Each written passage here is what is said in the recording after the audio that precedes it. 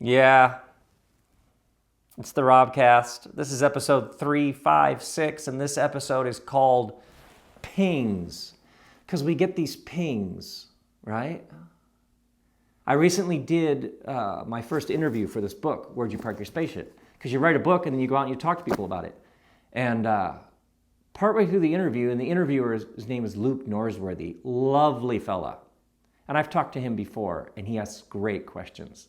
But partway through the interview, I'm talking about the characters, Heen Gruber's Dill Tudd, and how, isn't it fascinating how Heen Gruber's, like I just love so much how he keeps noticing that he's really good at noticing, but he's not that good at seeing.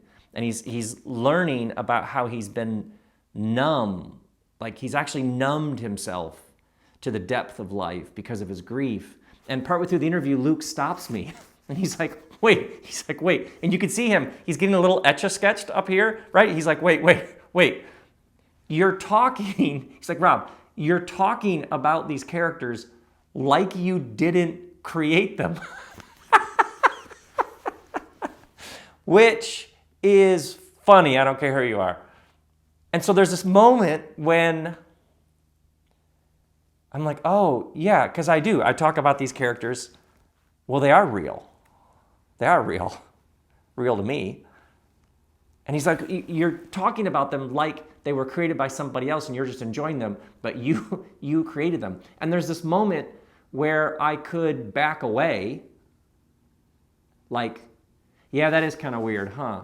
Or I can double down, and I double down. And he and I start laughing. It's like now we're both in on the joke. And so I just continue to talk about the plot, what happens, the twists, spaceships. I continue to talk about it like I talk about it. Like my wonder and awe about these people and what they say and what they mean to me and how they surprise me. And he keeps stopping because he's laughing and he's smiling, but he's also like, this is just so weird. He's like, I'm interviewing you about a story that you created, but you keep talking about it like it came from somewhere else. And then he starts talking about his mother. And in moments, we're both in tears. Yeah, and it gets really personal, really fast. How did we go from things happening on the planet Furtus, somewhere in the future, to our mothers and fathers and the ache in our bones about what we've seen and what we've been through? How did the interview make that turn? Yeah, it was. Yeah, honestly, it was like the most enjoyable interview I've ever done. And later, when I was thinking about it, I remember a friend of mine who makes TV shows years ago. He was in France. I was like, what are you doing in France? He's like, oh, I made a TV show and I'm doing press. I'm doing interviews about the show. And I was like, well, and so then I remember going online to see him in these interviews. And I was asking him about the interviews. He's like, yep. They ask about, why did this character die in episode 3? And why did that character return, disappeared for a little while, but then returned in season 2? And I remember thinking, oh, that would be so fun. That would be so fun to make up a world and then talk about it with people. Because in my friend's interviews, what was so interesting when I would watch them is he'd make up these television worlds, but then the interviews would inevitably be about how the world is arranged now, about what it means to be human, how we relate to each other, love, grace, all the big themes. And so he was making up these worlds, but somehow ending up talking about all of the things that we all want to talk about the world that we're making here together. And that reminds me of an interview I did a couple years after talking to my friend about that. I was in Brazil, and like you do, and it was being filmed, so there were like lights, cameras, and you have to laugh, right? You have to laugh at yourself. You have to laugh at the whole thing. And I remember the interview asked me, like, question 1, the interviewer asked was like, what's your stance on, and then question 2 was something, like, like, where do you come out on this issue? And then the third question was like, what's your position on? And it was taking these massive, very divisive, polarizing questions that have just lit people up for years in all sorts of very jagged ways. And they were like looking for me to make like these soundbite, sort of one sentence summary answers about what side I come out on. You know, what's your stance? I remember just thinking, I don't do stances, right? Like, I'm stance free. What's your position? What's your position? Can you imagine asking an atom? Because everything is made of atoms, right? Can you imagine asking an atom that you take a picture of an atom, which is a cloud of possibilities. Everything is made of atoms. Atoms are clouds of possibilities, mostly made of empty space, made of all these subatomic particles that are coming and going. You take a picture of an atom, take a picture of an atom a second later, and you don't know what you're going to see because the atom will have so profoundly changed. Can you imagine asking an atom, what's your position? Yeah, the things that make up everything. Yeah, the whole thing is movement. The whole thing is coming and going. The whole thing is energy in relationship. And God, that was a tangent. I mean, there are no tangents, but that was a tangent. Anyway, I'm in this interview, and I stop the interviewer, like 3 or 4 questions in. I'm like, wait. Is this interview just you asking me a whole list of questions about the worst topics to talk about? What is this? Is this an interrogation? Was this an exam? Is this a test? It was like, I don't want to do this. I don't want to sit here and have to, like, why is that question interesting to you? What do you think about, how do you feel? What has your experience been? What does love have to do with that? Like, who are we together in this world? What have you learned? Oh, that's interesting. Tell me more. What's it like to be you? None of that. It's just, where do you stand? Where do you come out? And I remember in that moment, like, I don't want to, this isn't what I do. I don't want to do this. This doesn't feel like life as I know it. We get these pings because our lives never stop talking to us. My friend is talking about these worlds he created, and something within me is like, oh, yes, yeah. And then I'm in that interview and I'm like, no, not this. I was once on Fox News. And I distinctly remember being like, what am I doing here? What am I doing here? We get these pings. Yeah, because our lives are always talking to us. I call them pings, call them whatever you want. We get it's like our sonar, it's like our radar. It picks up something like, ooh, what's that? Like yeses and nos. Yeah, north stars, south stars. Yeah, and what we're doing is we're learning to love ourselves so well that we actually take them seriously. We listen to them. Yeah. And we watch them, we observe them, we feel them. And we let them over time, slowly and gradually, in a very grounded, centered way, we let them guide us. Yeah. So what was so fascinating to me is I was doing my first interview about this book, Where'd You Park Your Spaceship, that mostly takes place on the planet Furtis. And it was the most enjoyable interview ever. I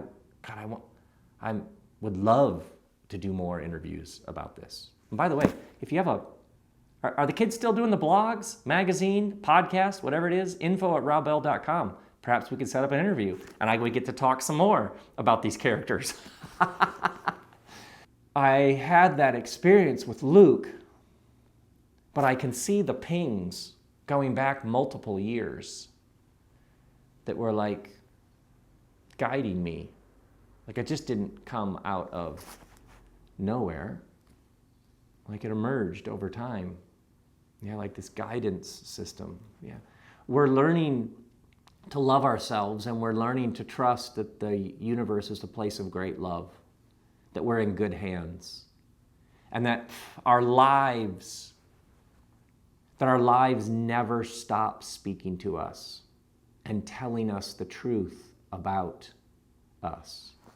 I remember once this man, whose name was Rob, interestingly enough, he said to me, he said, I don't understand. He said, I have all these dreams, but I don't seem to be able to make them happen. And there were some other people around, and we were having this really interesting discussion, and I said to him, well, try this. I'm going to say a word that you just said, and make like a motion with your body that reflects this. Like, listen to this word with your body and show me what motion that your body makes in response to this word. Because sometimes our bodies, oftentimes, are way ahead of our minds. It's like, because the heart, the center of the being is like, it knows. It doesn't think, it knows. It doesn't have thoughts. It acts in alignment. So I said to him, okay, so I'm going to use a word that you just used. Ready? Here we go. Dreams. Because that was his question. Well, I have all these dreams, but I can't seem to act on them. Dreams. And here's what he did. He did this. He reached forward like you reach for something that you're unable to grasp. So when this word dreams was spoken to him and the body, the center of his being, was given a chance to respond, it responded with something that's always just out of reach. It's like dreams had become the word he used for that which he knew was never going to happen. Yeah. Yeah. We don't have dreams. We take steps. We get these pings, and then we ever so gradually step in new directions. And we try new things. And we type a page, and then we read the page, and we see what it is. When, how do we say this? When we love ourselves enough to listen to our lives, inevitably the pings that we pick up, those moments where we get these yeses and nos, inevitably it calls into question the very nature of what a self even is. All these identities and empires we've constructed, all of these assumptions that we have about reality, like, well, you just need to be realistic. Well, what is reality? And how does it get created? Yeah. Because it's created by minds. How else did this get here? By thoughts. So if you change thoughts, then you end up changing reality. Yeah, so all of this, like, well, yeah, it's nice that you would like to do that, but you have to live in the real world. What exactly do we mean by the real world? Yeah. Or that one word people use to kneecap all sorts of new creation, which is, yeah, but I have responsibilities. Okay, to what? Because it seems like a responsibility to love yourself is kind of the first thing. Yeah. Yeah. To trust that it's a good universe we live in. It's a loving place that never stops speaking to you, telling you who you are and what's next. Yeah. Even the sense of who I am. Well, let's let that be a little bendy. Yeah, even that's just a whole thing you can take apart. Yeah, well, I'm this now, if you want to play that game. Yeah, or you can just laugh the whole way. Apparently this is what we do now. Who am I? Is that even an interesting question? Yeah, it depends on who's asking. Who is asking? If you're laughing, yeah, you're probably headed in an interesting direction.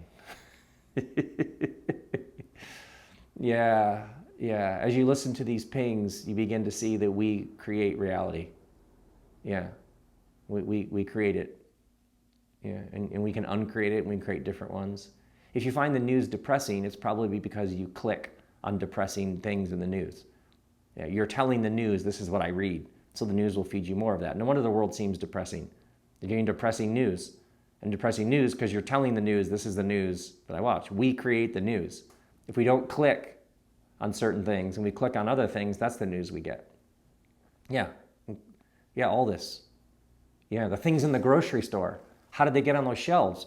Because we bought things in that grocery store. The things on their shelves are a reflection of what we bought. We are the grocery store. There are both the parts, the things on the shelves, people who put the things on the shelves, and us walking in to get the things on the shelves.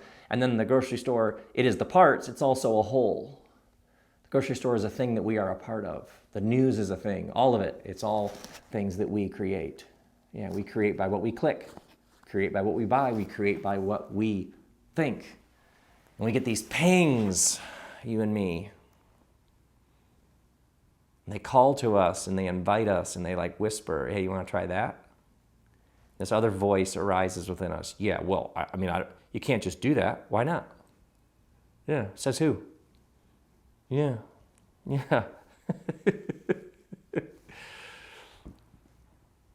I can see now in ways I couldn't before the love that is always ours. Yeah. I can see now, like sitting in Brazil in that interview, and it was like an itchy sweater. It was like, I don't want to be this. I don't want to do this. I want to do something else. I can see now the love that was like, okay. What's stopping you? Okay. All those times like, yeah, but that's not who I am. It isn't? Yeah. Yeah, that's like a thing. That's like having your furniture arranged in your head a particular way. You can just rearrange that furniture. You can get rid of all that furniture, sit on the floor if you want. Yeah. It's those whispers, those middle of the night ideas that emerge about what might be next, that challenge our very notions, our most fundamental assumptions about the nature of this whole thing. Yeah. So if you've had that sense, like, oh, it's just like some weird thought I'm having about whatever, and yet it feels like it's like I'm like feeling it in the depths of my being. Yeah, of course. Yeah. Because it's exposing, assumptions, perhaps, you've been taking for granted about how fixed and firm, how the concrete has set, when in fact, it hasn't. This whole entire experience of being a human is so much more malleable. Yeah. The person who's incredibly annoying, and they're coming your way and you're like, oh God, this person, they irritate me at some supernatural level. Oh, okay, well, how about this? They're your teacher and they've come to loosen you up and set you free. So they're the curriculum. Here comes the curriculum. Let's go. Yeah. Notice how fast that changes. What was it? Yeah, they've come to show you what you're most terrified is true about yourself. So they're just a bright light. Yeah. So just let them shine that light into all the most awkward places. And, well, if the light shines in there, then it's, now you're free in some way that you weren't. Yeah. Yeah. God. Yeah. The way that it works, with this setup here, us being humans here now, we can do this. What?